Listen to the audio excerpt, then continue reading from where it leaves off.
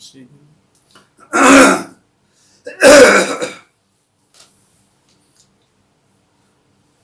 राम जय जय राम। श्री राम जय जय राम। श्री राम जय जय राम।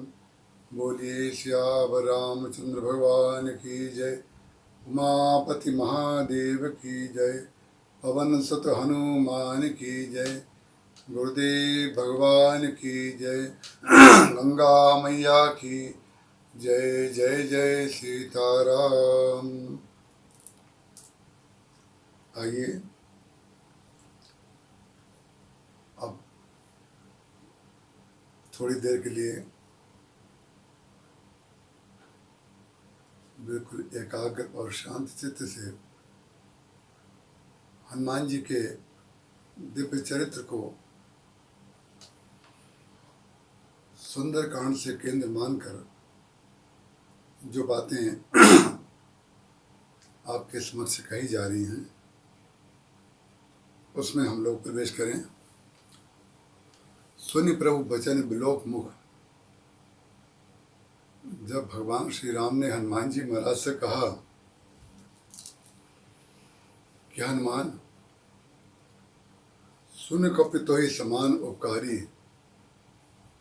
नहीं को सुर नर मुनि तनधारी, प्रति उपकार करूँगा तोरा। जो तुमने उपकार मेरे प्रति किया है मैं उसके बदले में तुम्हारा क्या उपकार करूं।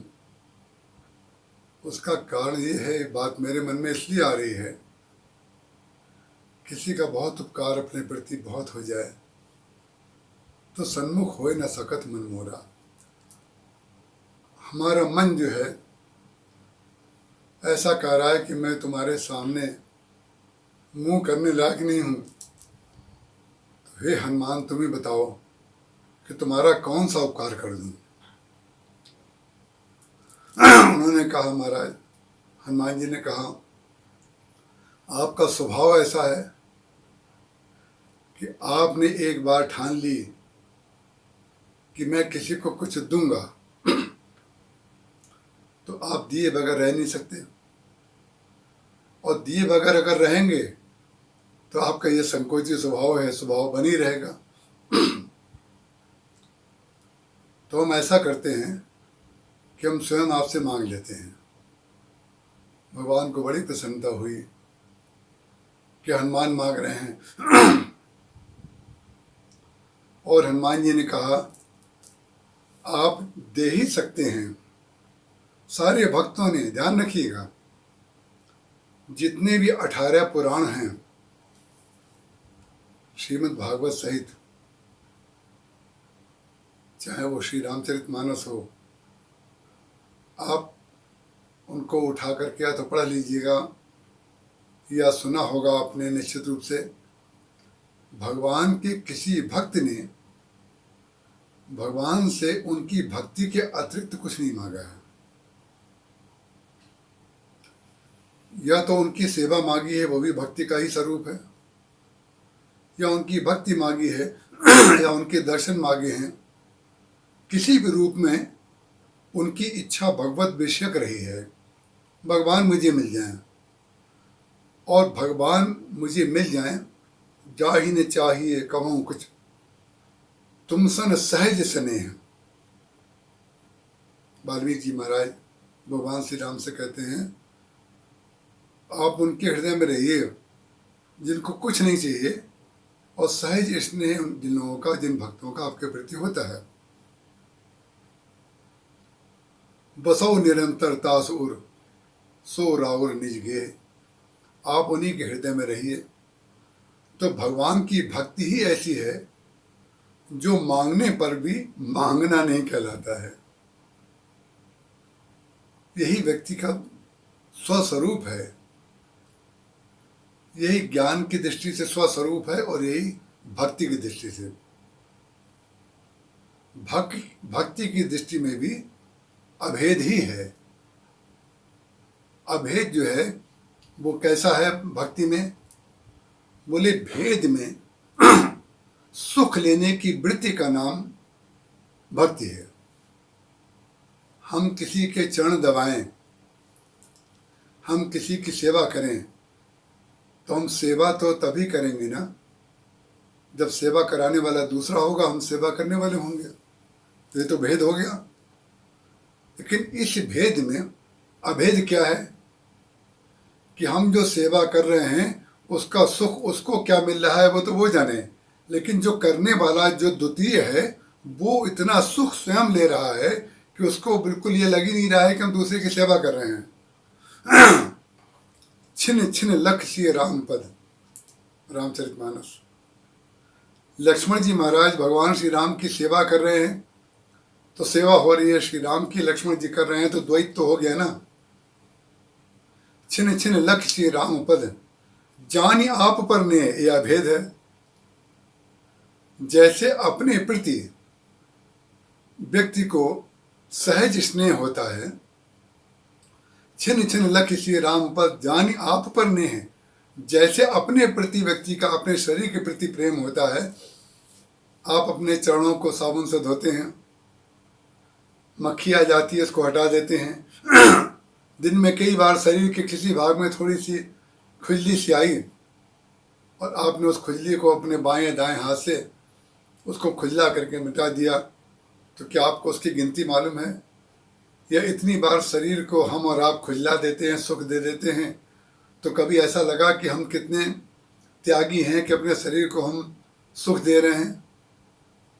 दांत इतना भोजन चबाते हैं कि दांतों को ऐसा लगता है कि हम कितने बड़े त्यागी हैं यदि हम भोजन को न चबाएं तो शरीर में भोजन कैसे जाएगा? ऐसा नहीं लगता। इसलिए नहीं लगता कि शरीर में और दांत में और हाथ में, पाँव में, आँख में, नाक में, कान में, सब में अभिन्नता है, एक रूपता है। सबको ऐसा ही लग रहा है कि शरीर जो है वो सब सारे अंग जो है शरीर के तो भाग हैं। तो छिन छिन लख सिय राम पद, जानी आप पर ने है, करत न सपनो वो लखन चित, बंधु मातु पितु गेह। बोले भाई कौन है, माता कौन है, पिता कौन है, इसकी स्मृति ही नहीं है। ये जो विस्मृति है, स्मृति का जो अभाव है, जो विस्मृति है, यही लक्ष्मण जी का ज्ञान है और यही द्वैत में भक्ति का लाभ है। बस करत न सपने वो लखन चित, बंधु मातु पितु गेह। भगवान की सेवा करते करते, भगवान का जप करते करते, भगवान का ध्यान करते करते, या किसी की भी सेवा करते करते जहाँ अपनी विस्मृति हो जाए, जब तक अपनी विस्मृति बनी हुई है तब तक कर्म हमें थकाएगा, और जब अपनी विस्मृति हो जाएगी तब वही कर्म हमारे सुख का कारण बन जाएगा। हनुमान जी महाराज ने कहा कि मैंने अगर कुछ किया है, आपको ऐसा लग रहा है कि आपको कुछ देना है, तो कृपा करके हमें एक वस्तु दे दीजिए। नाथ भगति अति सुखदायिनी, आप अपनी भक्ति दे दीजिए। क्यों मैं दे दूं भक्ति? बोले मैं सुख लेना चाहता हूँ। क्या तुम्हें अभी तक सुख नहीं मिला है? बोले नहीं, हमें तो सुख मिला है, लेकिन आप भी देना चाहते हैं। किसी ने हमें बहुत कुछ भी दे दिया है, हमें माँ ने सब कुछ दे दिया है। अजर अमर गुण निस्तुत हो, करें बहुत रघुनायक छोहू। लेकिन यदि आपके छोह करने का मार्ग, आपके कृपा करने का मार्ग, आपके स्नेह प्रदत्त करने का मार्ग यही है कि आप अपने हाथ से कुछ देना चाहते हैं या अपने मुख से कुछ बोल करके देना चाहते हैं, तो आपके सुख को देख करके जो मुझे सुख मिलेगा, उस सुख को मुझे दे दीजिए। क्या हनुमान जी महाराज की भावना है? जरा आप कल्पना कीजिए।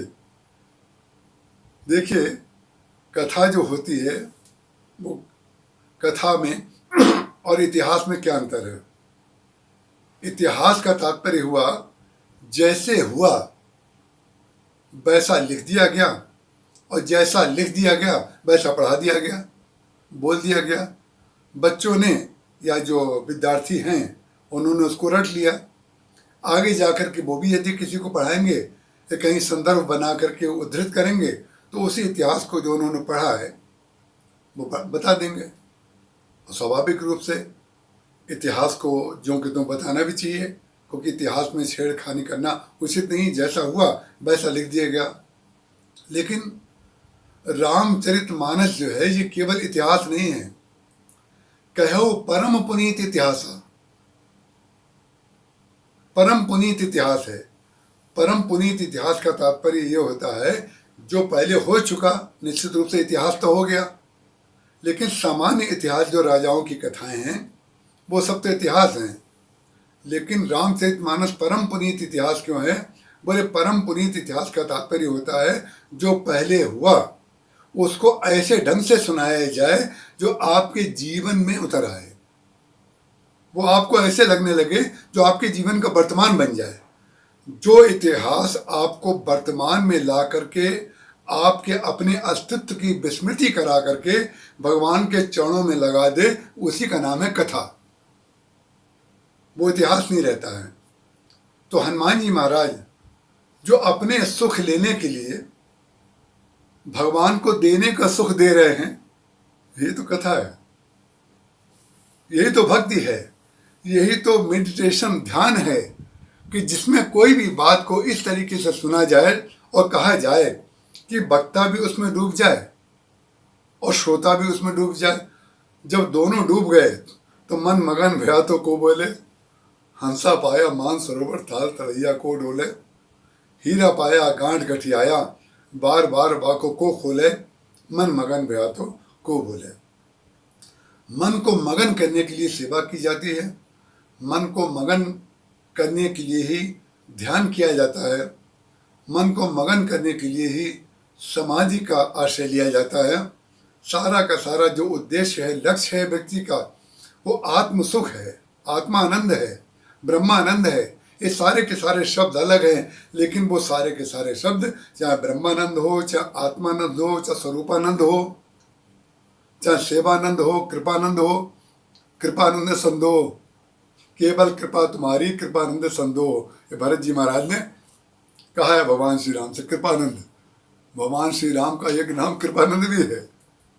अनेक नाम भक्त रखते हैं भगवान के, भरत जी महाराज ने एक नाम उनका कृपानंद, माने जिनको कृपा करे बगैर आनंद ही नहीं आता है वो कृपानंद है आप। तो हनुमान जी महाराज कहते हैं कि महाराज आपको अगर देनी है तो आप नाथ कृपा, नाथ भगति अति सुखदायिनी, देहु कृपा कर अन पायनी। आप हमें अपनी भक्ति दे दीजिए। कौन सी भक्ति दे दें? बोले अनपायनी भक्ति दे दीजिए। अनपायनी भक्ति का तात्पर्य जो केवल कृपा के द्वारा ही प्राप्त होती है। हनुमान जी महाराज ने उनको भक्ति दे दी। हनुमान जी महाराज ने भगवान के चरणों में जब ठाकुर जी ने कहा हम तुम्हें कुछ देना चाहते हैं, सुनि प्रभु बचन बिलोक मुख। पहले तो हनुमान जी महाराज ने प्रभु के मुख की ओर देखा, सुनि प्रभु बचन, पहले बचन सुने, बिलोक मुख, गाति हरस, बड़े प्रसन्नता में हैं ठाकुर जी, कोई रोष नहीं है। जैसे भगवान विष्णु के पास नारद जी महाराज गए थे, कामचरित नारद ही सुनाए, काम का चरित्र उन्होंने सुनाया जा करके, तो भगवान विष्णु ने बड़े रूखे भाव से उनको कहा।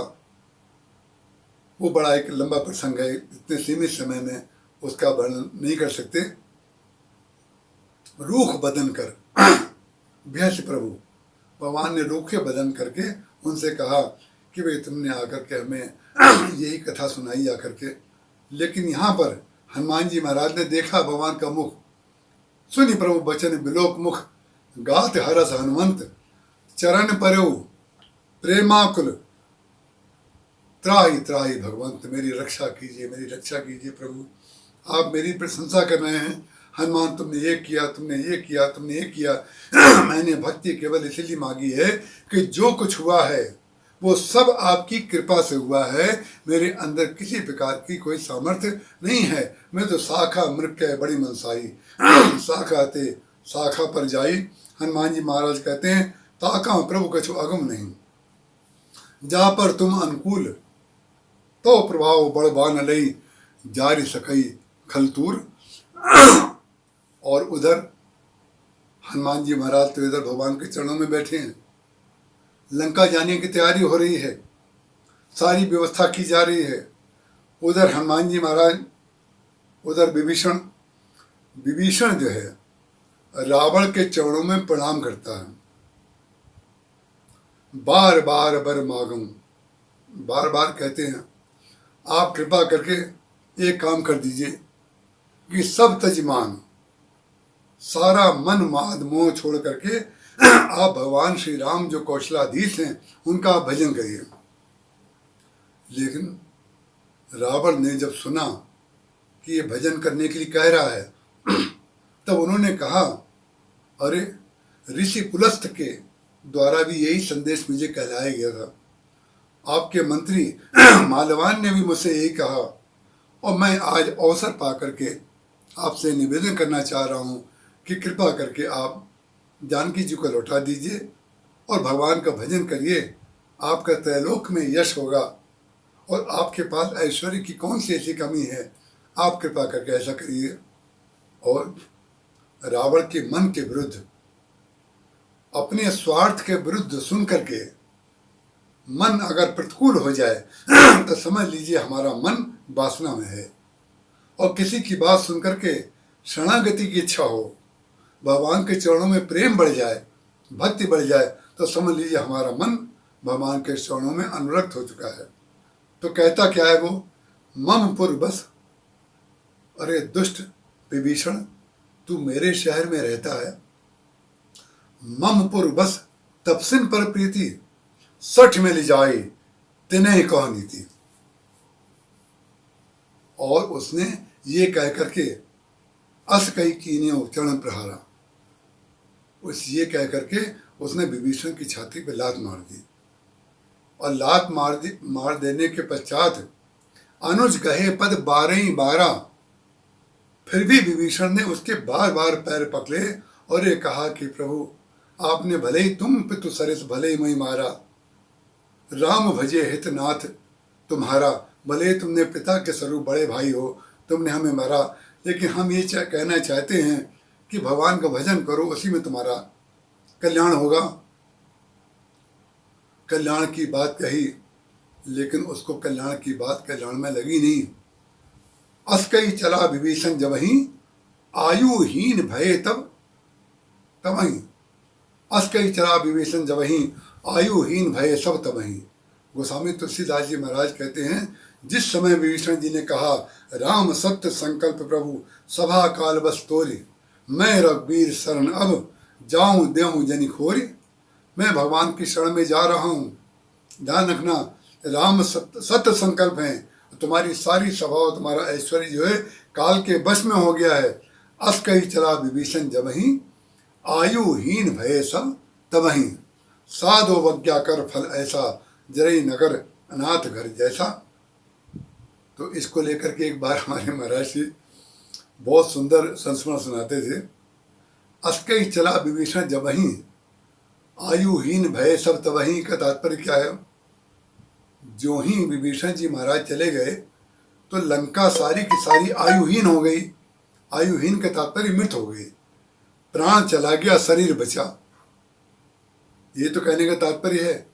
तो महाराज जी कहते थे कि एक बार ये जो कह रहा था ना रावण, मम पुर बस तपसिन पर प्रीति, रावण को लग रहा था कि मेरे पुर में विभीषण रहता है, जबकि बात उल्टी थी कि विभीषण के पुर में रावण रहता था।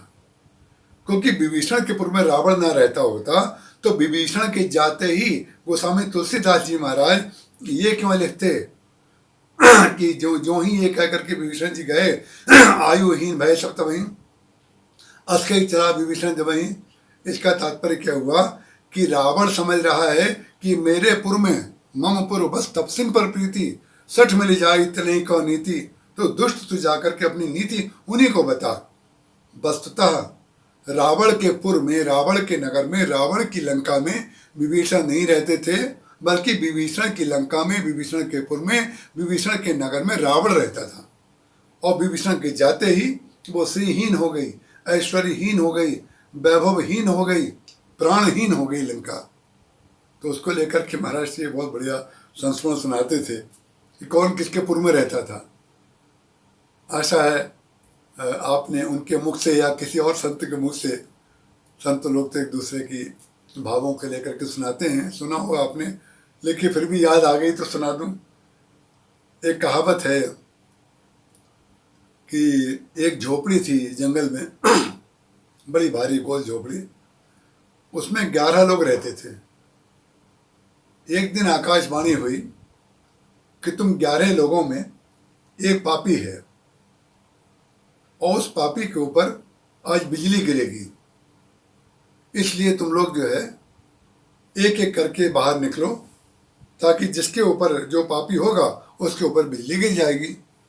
उन्होंने कहा कि अगर तुम या तो पापी को अलग कर दो, अगर पापी को तुम अलग नहीं करोगे तो हम बिजली जो है झोपड़ी के ऊपर गिर जाएगी, सब के सब मर जाओगे। तो आपस में सब बात करने लगे, पाप की कोई पहचान तो होती नहीं है कि कौन व्यक्ति पापी है। पाप तो ऐसा अदृश्य वस्तु है कि जो होती है दिखाई नहीं देती। तो परिणाम क्या हुआ, आपस में ये लोग बात करने लगे, भाई पापी कौन है, तो कौन व्यक्ति कहने वाला है कि हम पापी हैं। आपस में निर्णय हुआ कि भाई एक एक करके झोपड़ी के बाहर निकलो, जो पापी होगा उसके ऊपर बिजली गिर जाएगी। तो एक व्यक्ति निकला, बिजली नहीं गिरी, वो अलग हो गया। दूसरा व्यक्ति निकला, बिजली नहीं गिरी, वो भी अलग हो गया। ऐसे करते करते 10 व्यक्ति निकले बाहर और बिजली नहीं गिरी।